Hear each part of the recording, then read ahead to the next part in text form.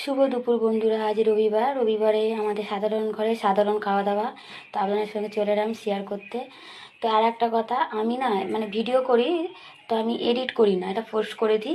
যেটা এডিট করি না সেটাও বলবো না, যেটা আমার ভালো লাগে সেটা এডিট করি, আর যেটা ভালো না লাগে সেটা ডাইরেক্ট আমি মানে ভালো না মানে সময় না পেলে পর সেটা আমি ডাইরেক্ট আমি পোস্ট করে দিই।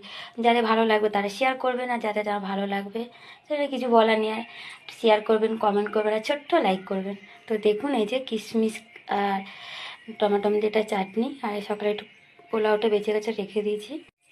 এই যে রুই মাছ দিয়ে কড়াইশুঁটিতে আলু দিয়ে এটা একটা মাছের ঝোল করেছি ধনে পাতা দিয়ে।